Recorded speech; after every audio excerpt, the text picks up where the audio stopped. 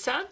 For the last several layouts, I've done 2 pagers with lots of photos, and I'm kind of in the mood to do something different.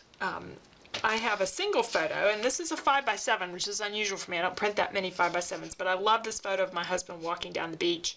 I believe it was taken on a trip in 2018. I've got to look up the date for sure.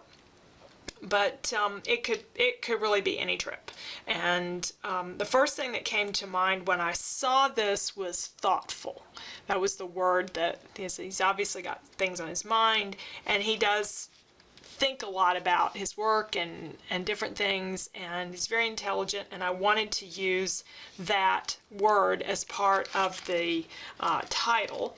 And I also felt like this being nature and being more masculine page, I wanted to use a lot of elements, like natural elements, like the woods, the twine, papers, things that I guess I've been watching a lot of these home shows where they do houses and they put a lot of wood and metal and stuff in there, and to create lots of different textures, and especially to create a little more masculine look.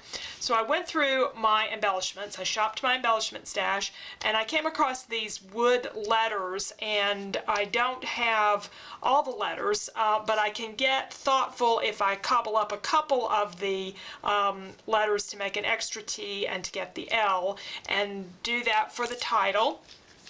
And then I've got lots of other things here. I've got some metal pieces, some more wood veneers, some twine.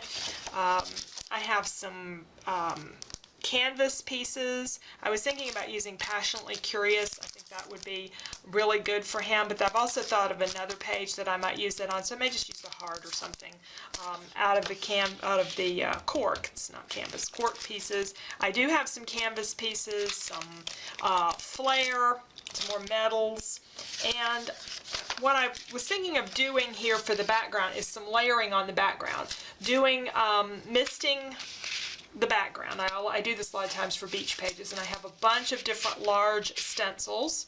So misting the background, and then taking some different book papers, and I pulled out things that reminded me of him, and I asked him if he's given me in the past some old pinball schematics. This one looks like it's been torn from something, and he had a duplicate, had a second one already for that particular machine. So he gave me this one, and I'm going to take these and probably do some stenciling on there, add some color to them, and maybe rip them up in strips and use them as part of this background.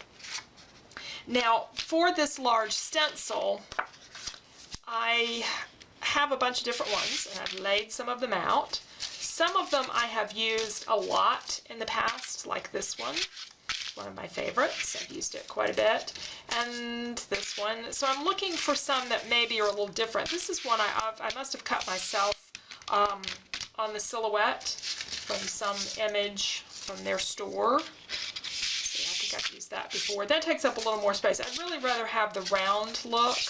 I like this one, but I'm going to be misting, and it's going to be hard to work around that edging and not get that edging. It's also kind of a little formal. So I keep coming back to this one, or I kind of like that. But then if I'm going to be using this paper in strips, I've already got lines. So I'm not sure that I like the lines. So I'm going to this, or I've thought about doing a single small stencil. This one, I think this is called like 50s Clock or something. Most of these are from Crafters Workshop.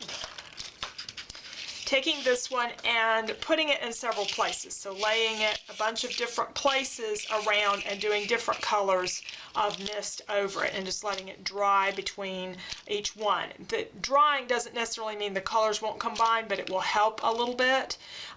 This is a piece of slightly grayish cardstock from Michaels. It's one of their stock colors, and so it's not a pure white background already, and I thought that went well with the photograph. So I'm going to do this, and I think I'll go ahead and pull out some mists and start doing some layering with this stencil. I kind of like that better, I believe, than doing this more formal look. Using a variety of different mists. Some of them I had to work on them to get them to spray better. If there was one thing in my scrap room I would throw, if I needed space and I needed to just throw something out, it would be the mists, because I've used them. and they're getting to where I don't use them very much, so they don't spray really well. They make kind of little globs sometimes as I'm working with them. There's some that are doing that, and so I'm just not really doing that much with mist, but I thought I'd get a little bit of usage out of them on this page, and then for the background, and then I add a little bit to the papers as well so that they have a little bit more color to them, and it's nice because it doesn't really cover up all of the book paper. Now we're going to tear these papers. One's a math textbook, one is an architectural textbook that I think talks something to do with about electricity on the pages that I picked out, and one was the pinball. Before I tear them, I am adding a little bit of white paint in with this dot stencil to add a little more texture and to kind of go with the waves in the photo.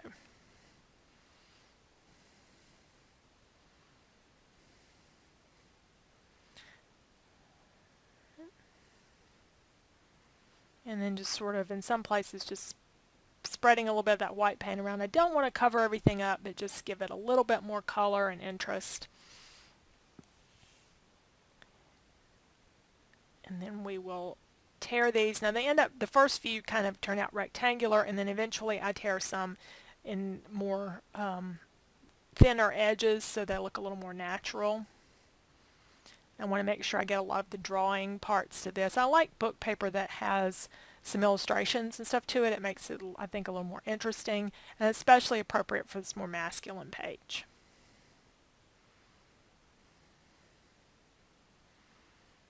And a lot of this will get covered up, so I end up just doing a few edges that'll go behind the photos, or photo.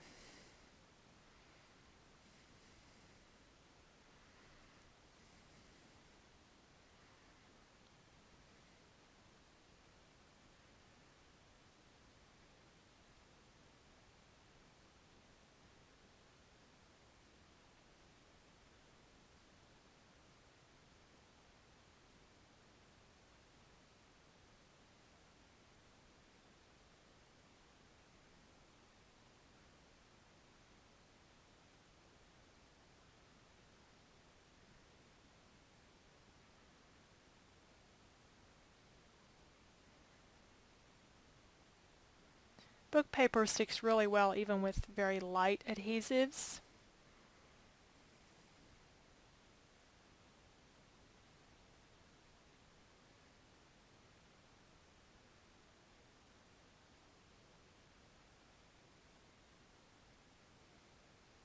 And I'm going to need to tuck a few more into the edges there so that it doesn't look like I skipped behind the photo.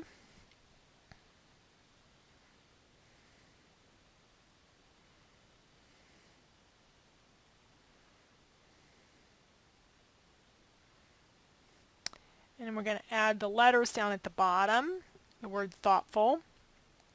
And I do end up cobbling up a couple of the letters to make that come out, but it does. And then I'm just adding a few more wooden veneer pieces that I particularly liked, and I'll fill in with some small pieces. I wanted to add some other types of texture as well, so I went to my ribbons. I've got a lot of different neutral color ribbons that I think work with this. I'm separating some of those out.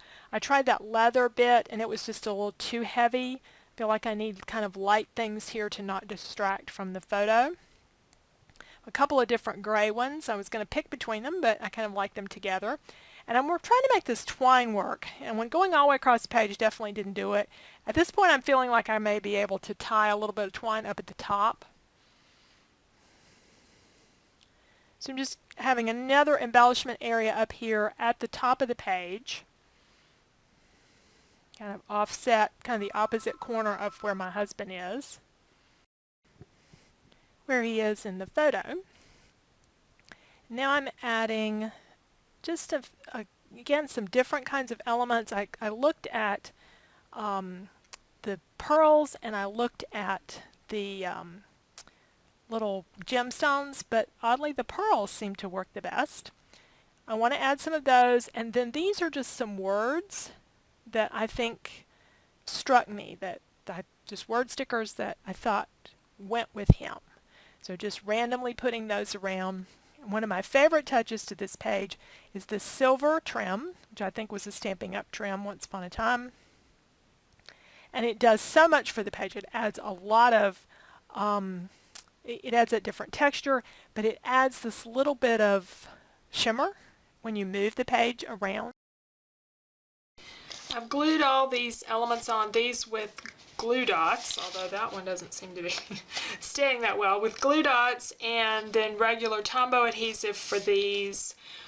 Scattered in some words that I just had some meaning to me for my husband, and I'll put the date down here. I went ahead and added this piece of metal and this piece of metal to kind of bring those elements into the page. So we have a little bit of balance there. Just overlaid the photo just a little bit. I really didn't want to have a whole lot of things covering this photo because I just really loved the photograph. And I have a few of the wood stars.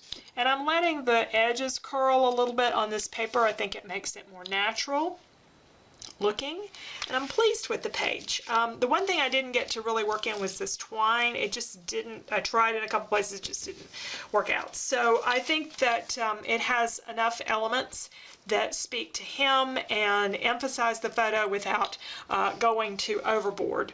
And what's overboard to one person is completely different to another. You just have to sort of decide where to stop when you're adding things. Some people might have felt like the pearls are too much, or other people might feel like you need more in here, some more color. So it's really just a very personal choice when you're doing a page like this. But I hope you enjoyed today's page, something a little bit different for me. I've done pages similar to this before, but it's kind of been a while. And I have a whole bunch of photos from another event that'll be coming up soon, I hope. And then I have photos that I need to have printed. So, so I've got some more things coming along in the scrapbooking area. And I've been working on some knitting projects and sewing projects. I haven't done anything with videos on those. I don't tend to get as many views, and so I just haven't taken the time to do them. But I am still doing those kinds of crafts, and you can often see those things on my Instagram as well as the flowers. Many of you commented about how much you liked the glads in the last video. I've always got flower pictures and things on my Instagram, so you can find me on Instagram at LisaEcherd, ECHERD, and I'll have that address on the screen. Thanks so much for joining me.